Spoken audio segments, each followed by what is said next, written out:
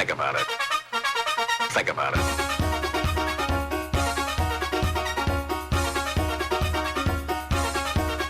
Think about it.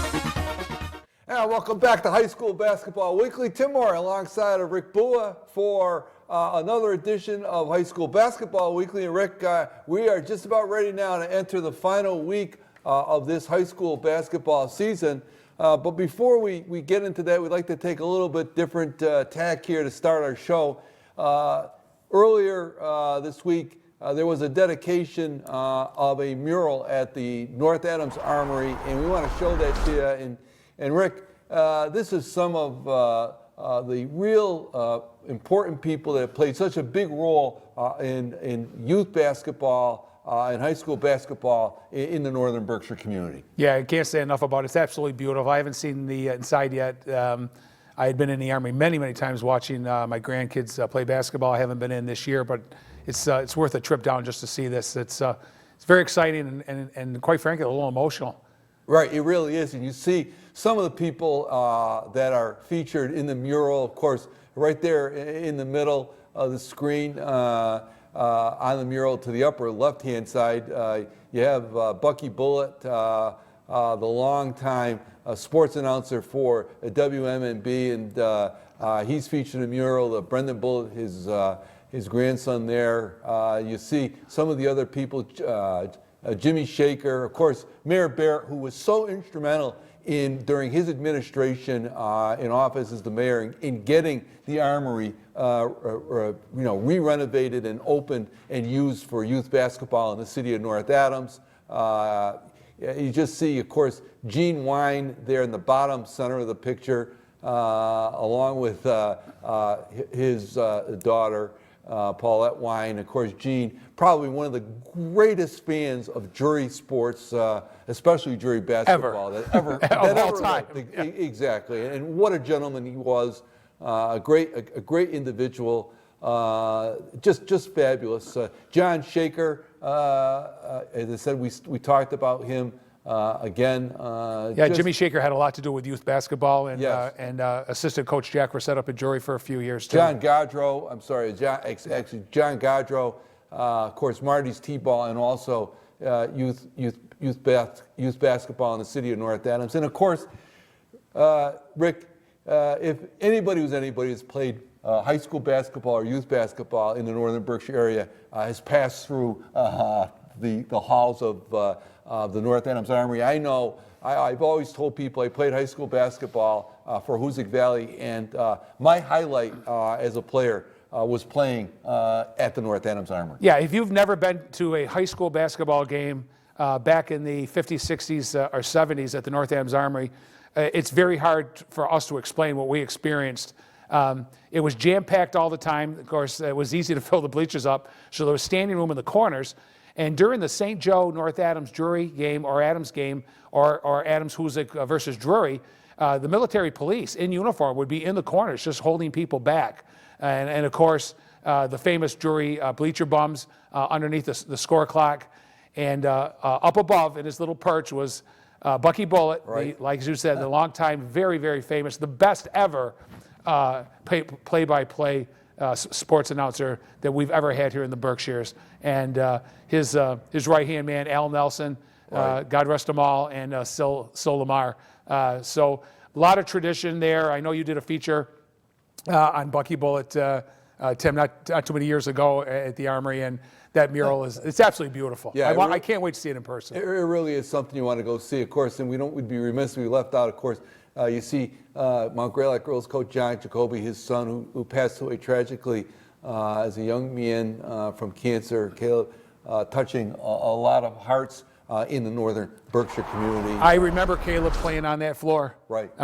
And again, that's why it's so emotional, Tim. And the Jacobys they've put so much into this community too. Residing in Clarksburg, John, of course, the coach, teaching in the North Adams school system, and of course the outstanding work he's done with the Greylock girls over the years. So some great families. Right, and you want to really, if you get a chance, you're in the area, especially when youth basketball is going on, and there are upcoming basketball tournaments that the league holds. You want to check it out at the North Adams Armory. It really is something to see, for sure. Well, Rick, here we are. Believe it or not, we're nearing the end of the regular season high school basketball action, and we got a lot to talk about here on this show, so we're going to get right into talking first about girls action, and we're going to talk a little bit about McCann. They finally have righted that ship. Rick, they're on a 3-game losing streak, and they've really improved their play here over this past week or so. In the one game that I got down to do this year for the girls at McCann, I talked to Coach Budai just before the game, and I asked her how things were going, and she said, boy, we have just been in so many games. We've played some of the better teams right to the end and just didn't pull it out. Felt real bad when they lost to Lee. They thought they were a better team than Lee. They lost down there in Lee. She said, I can't wait to get them back. And they played some really good basketball. And the game that I did do, Tim, was against Renaissance, the Phoenix from Springfield. And they're having a pretty good season. You know, they're 9-6 and 5-5 in the league. And McCann led all the way. They just lost in the last couple of minutes in a very close one. But they had a very good week. So I'm proud to say that Lady Hornets won 3 games this week. All 3 games they played. They started off beating Athol on the road 39-19. Macy Tatro, the senior that's been leading them pretty much all season long, led the way with 14. Hannah Boisvert had 10. Good to see that 1-2 punch that kind of led them last year for the majority of the season. They picked up their second straight in an overtime win at Southwick, 40-37. They got balanced scoring. Tatro led the way with 14. Karina Marsh and Boisvert had 6. Emily Glazer and Addie Heyer had 5. The Hornets led 31-19 heading to the fourth, but they got outscored 16-4, which forced the overtime. So they avoided a heartbreaking loss, and they came back and won that ball game. So that was 2 in a row, and then they got their revenge that they wanted on Lee, taking care of the Wildcats at home, 38-34 in a close one. Again, Tatro led the way with 17. Emily Glazer had 11, including 3 threes, and they're going to conclude their week this week at Renaissance tonight on Thursday the 9th, and then on Saturday they're going to be playing Southwick at home. So let's see if they can keep that winning streak going. Team that's been on the edge all season long just haven't had the luck and gotten over the hump, so to speak. Rick, the Lady Mounties of Mount Greylock, they lost again a couple of games this past week. They lost a very well-played game to Hoosick Valley, 52-40. In a game they were in this game. It was very competitive over at Mount Greylock, Rick. Yeah, last week I told you about the game that I covered, the Drury game against Greylock, where Alyssa Russell's 3 at the buzzer propelled the victory for the Blue Devils, and it was just a devastating loss for Coach Jacoby and his girls, because that was the 3rd consecutive 3-point loss, and they have been in so many close games. And when they put it all together, they can hang right with you, and they certainly did that against the Hurricanes. They lost 52-40 in a much closer game than you would think. Charlotte Cootie, their outstanding sophomore center, led the way with 18, including 10 free throws, and they just hung around, and Hoosick couldn't shake them. They trailed 14-5 after 1, but they made it 36-30 after 3, and just didn't have enough gas at the end. But then they just didn't have it. Sometimes you get on a bus and you travel, and you just can't put it together, whether it's poor shooting or whatever. And they lost to Belchertown 53-23. Cootie, Emma Newberry, and Molly Sullivan only with 6 points apiece. Nobody in double figures. So they just didn't have it that night. But they have played with some of the best teams this year. The record just doesn't show it, however. And a bright future, Rick, because you've got a young lady in Charlotte Cootie. We've talked about her. She's been a player of the week for us. The young lady is really coming into her own, and she's going to be a big help to this Mount Greylock team over the next couple of years. Yeah, she's going to be their center. She'll be probably their leading scorer, and Coach Jacoby will build his team around her. We're going to hear about this term through the course of this broadcast, Rick, the bubble. And we're going to talk about teams that are on the bubble trying to qualify for postseason play. And one of them, the Drury Blue Devils. The Lady Blue Devils now had a rough week, so to speak. And they now stand at a record of 6-9. And they've got to get things going here as they close out the ending part of this season if they want to qualify for the state tournament. Yeah, you're right, Tim. And when I talked to Coach Ian Downey after the big Greylock win, They were 3-0 at home. They played on December 15th against Belchertown. They upset Belchertown. They won on January 15th, and then they never saw the likes of the Bucky Bullet Gym again for several weeks until that Greylock game. So he felt pretty good that night, but that was 2 weeks ago. They were 3-0, but they did lose both home games this week.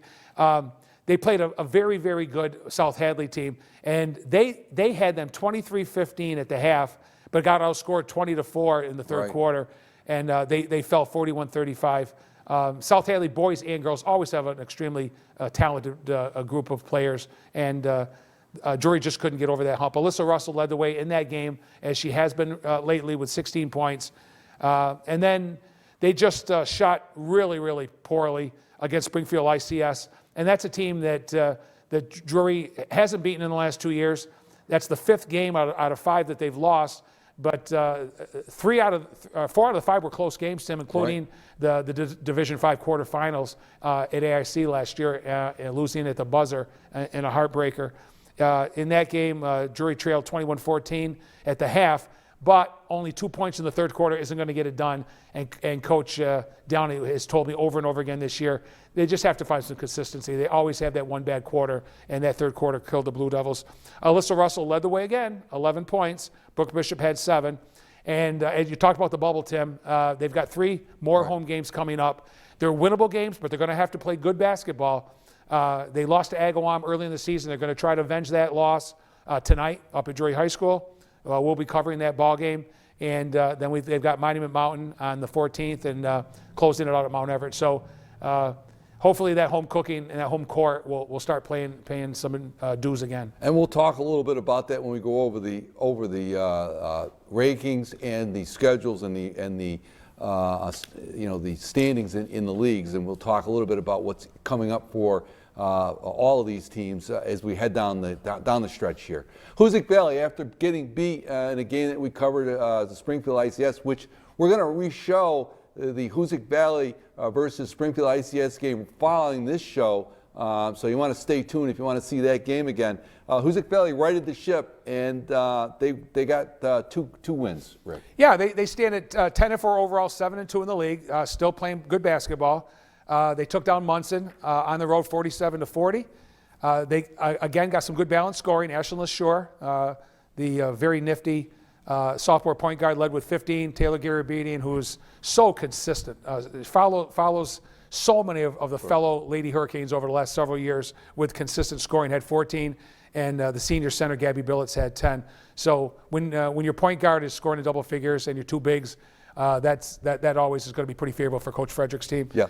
And then in the Mount Greylock game we spoke about a couple of minutes ago, Taylor Garabedian had a huge game, 25 points, and Ashlyn LaShore had 7, and Billets had 6. So those 3 young ladies were the top scorers in both games this week.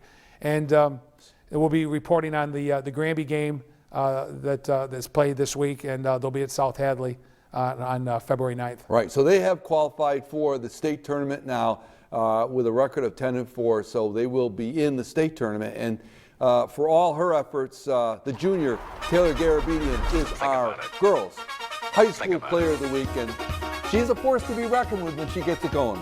Yeah, you never know if she's going to go inside or outside on you, but she likes to penetrate and get to the hoop, and she knows how to avoid contact, Tim. And when she does, she usually gets fouled. Right. So the chances of a defender getting a defensive charge on her, or an offensive charge on her, is pretty slim. She's very, very smart the way she handles the basketball, and she has a knack of scoring quietly, inside and outside.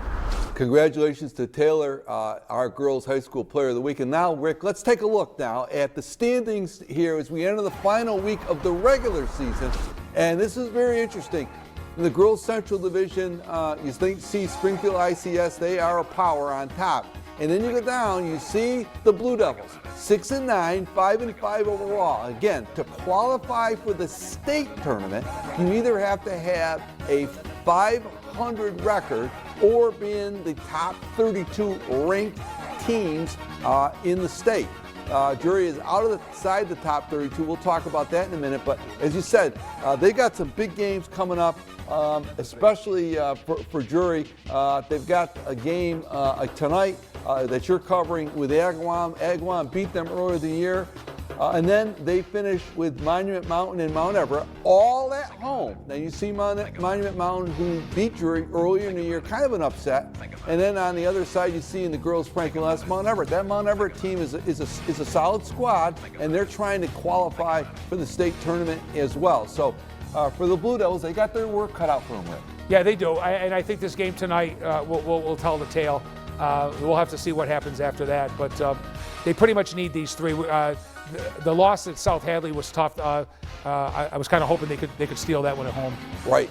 Let's take a look at now the Division 5 rankings in girls. And there you see Springfield ICS.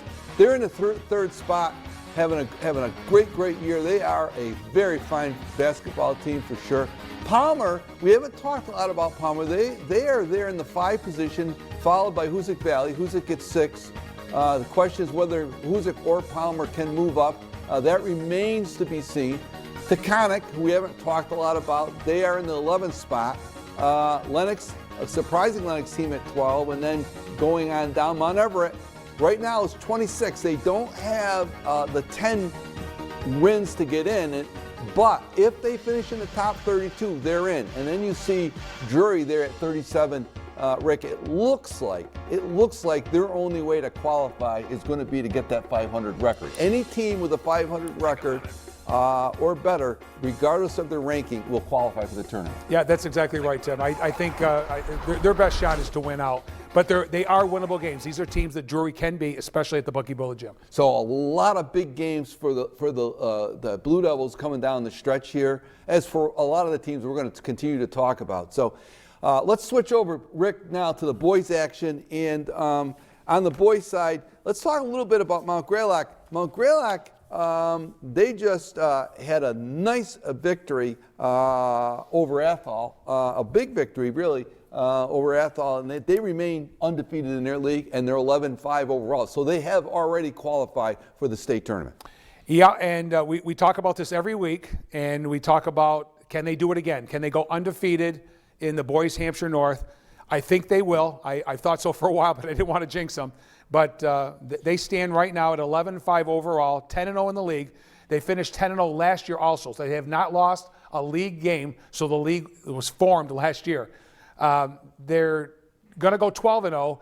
That's because the forfeits, the Mohawk Trail boys team did not have a team last year. They did field the team this year early, but they got some injuries and ended up having to forfeit the season. So they have to take on Turner's Falls tomorrow night on Friday the 10th, and next Tuesday on Valentine's Day on the 14th. Very winnable games against Turner's Falls. That stands at 1-12 overall. I expect the Mounties to take care of business both home and away and finish at 12-0. And in that one game they did play this week, they topped Athol 74-60. Jackson Chelsea with 17 points. Seamus Barnes and Chase Doyle each with 13. So you never know who's going to be the leading scorer with that team. But Coach Thistle's getting 4, 5, 6, 7 kids scoring and contributing. Right, so now it's a question for Mount Greylock. They've qualified. They want to move up in the rankings. They would love to secure a home game both in the Western Mass Class C tournament, which will be coming up starting on February 20th. And they love nothing better than to get a home game in the state tournament if they can get into that top 16 of the rankings for the state tournament. A team that's right on the bubble to qualify for the state tournament, McKean Tech Hornets. They're getting closer and closer, Rick. They now have a record of 9-7. Yeah, it's a little up and down for Coach Bullett's team. It's a little Dr. Jekyll, Mr. Hyde. They can play exceptionally good basketball at times and then poorly at other times. But they stand at 9-7 overall. They're 4-6 in their league. And they just got by Westfield Tech on the road, 48-47. Walt Mazza with 16 leading the way, and Jake Holland had 13. So it was good to see someone other than Jake Holland. I think Coach Bullitt would emphasize the fact that if he can get other kids contributing, and they certainly did in that ball game. But they lost to first place Ludlow 55-42. They did give them a battle. The Hornets led 28-27 at the half. and they led 38-36 with around 6 minutes to go, and they just couldn't finish. So like the girls, periodically down at McCann, the boys had one lousy quarter. They ended up being the poor fourth quarter, which meant everything. It meant the game. So in that game, Jake Howland had 18 and Walt Mazza had 11. And then even though they played pretty well in those two games, they did not play well at all at Mount Everett, and really could beat Mount Everett on the road, but lost that one 63-37, and they had a very, very poor second and third quarter. They got outscored 41-16 by the Eagles, and that was it again. So teams hit dry spells. Right. College teams hit dry spells. Right. They'll go 4 or 5 minutes without a field goal. Right. That can happen at times, and that's what happened to the Hornets away. So they went 1-2 for the week, and they're playing this evening at Pathfinder, and then tomorrow night on Friday they're playing Westfield Tech in the rematch. So Right. they'll go 500, and they'll get in that way. Right. And for all his efforts over the past week, our boys high school player of the week this week, the junior from McCann, Walt Mazza.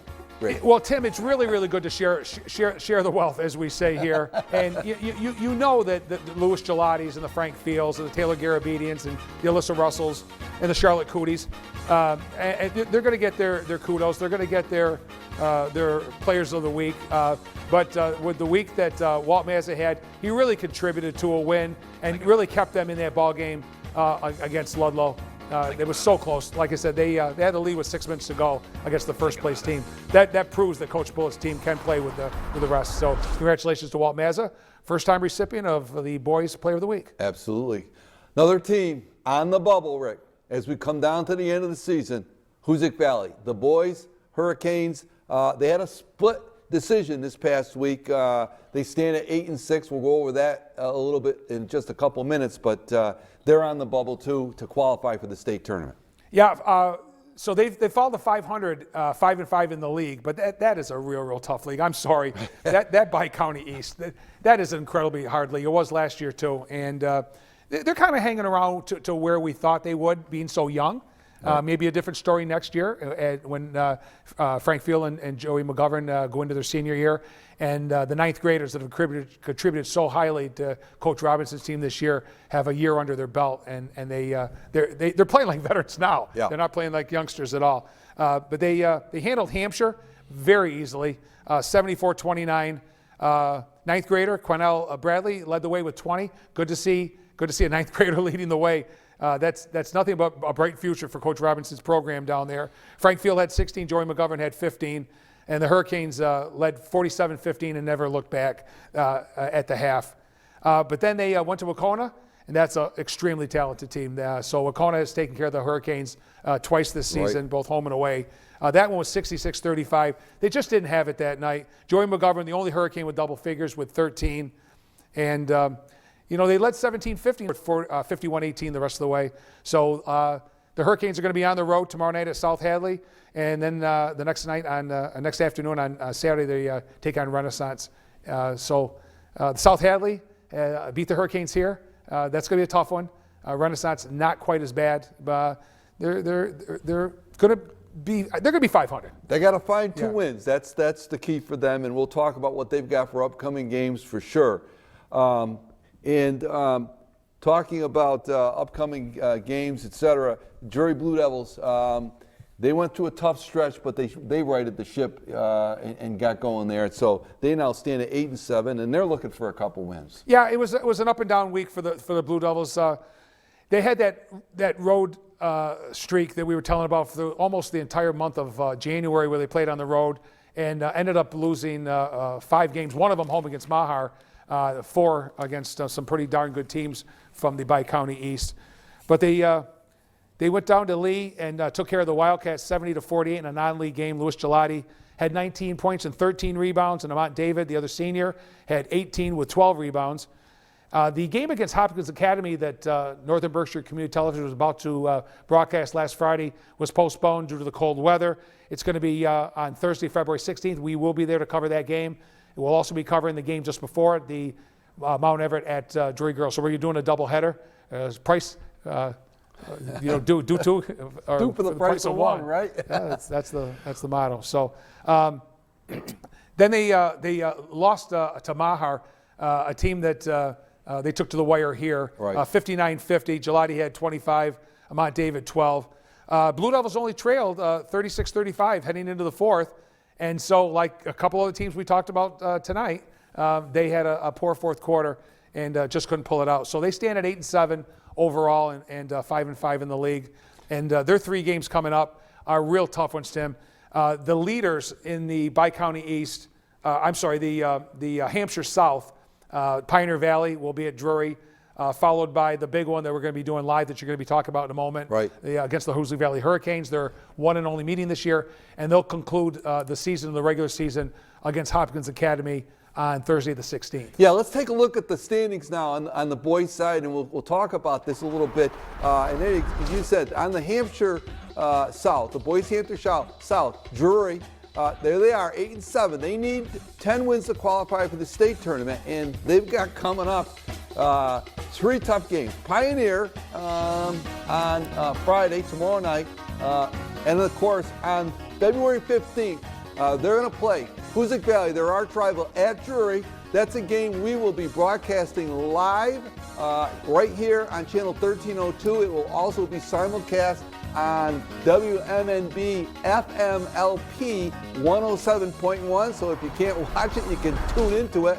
That's always a great game to do, and it's going to be, I think, even bigger this year for both teams because of the situation they're in. And that's the high school basketball game of the week. Hoosick versus Drury at the Bucky Bullet Gymnasium. That'll be here live on channel 1302 starting at 7 o'clock. And a special live edition of High School Basketball Weekly will be at Drury on Wednesday, February 15th, starting at 6:30.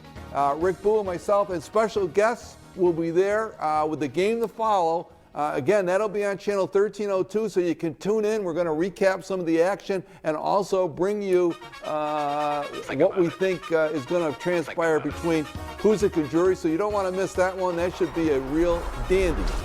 Getting back again to these standings, Rick. So you see, Drury, they got a tough road, no easy games. Now, Tim, let me ask you a question. Drury has an 18-game schedule, so if they were to sneak 1 out of the 3 at home, it'd make them 9-9. Would that get them in? No. The way it works is this: at the end of the season, on starting February 20th, the week of February 20th, all the teams play an 18-game schedule, but they then have the Western Mass tournament like they had last year. This Drury in the Class C will play a Western Mass tournament along with some other teams that are in Class C. And the first 2 games of that tournament, it's a round-robin kind of an event, will count towards the overall standings. The championship game does not. So Drury and Mount Greylock, Hoosick Valley, are all in that tournament. McCann is in the vocational tournament, so that also counts. The first 2 games of that vocational tournament also count towards the overall standing. So you see Hoosick Valley, the boys, they've got a tough road. You talked about they play at South Hadley. They have Renaissance and Bay State. Those are winnable games. They're all winnable. And of course, they play their rival Drury and then the Western Mass tournament. They have 5 games at 8-6. They have 6 games left before the season ends. So they've got to win 2 out of 6 to qualify for the Western Mass tournament. Drury has to win 2 out of 5 of the games to qualify. Mount Greylock, you can see at 10-0, they're already in. Mount Everett, down in the Tri-County North, they have qualified. McCann needs 1 win to qualify for the state tournament. So it's down to crunch time. Let's take a look at the Division 5 rankings, Rick. There you go, Taconic. They've been won all year long. That's an outstanding team. They play a very difficult schedule, so no surprise. No surprise there, Tim. As a matter of fact, the only surprise happened last year when Paulo Freire knocked them off in the Division 5 semifinals at Wacona Regional. I thought for sure it was going to be Taconic against Maynard. It ended up being Paulo Freire and Maynard. Of course, Maynard won it. So Coach Heafy's got some of those kids back from last year's team, and they're going to want to go all the way this year. Right. Now, again, if you finish in the top 32 and you have a substandard record below 500, you still qualify for the state tournament. But to ensure getting in, if you get that 500 record, it doesn't matter where you're ranked. You get in the tournament, and then they determine who you play based on these rankings. So there you see it.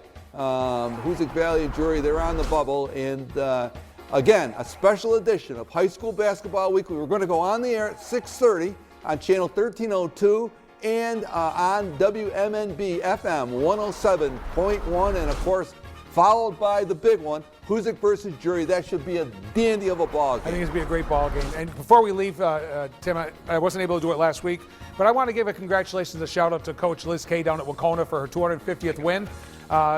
We don't cover those teams like we cover the Northern Berkshire teams, but she's done a great job since she's taken over that program. So congratulations to her and her program. Absolutely.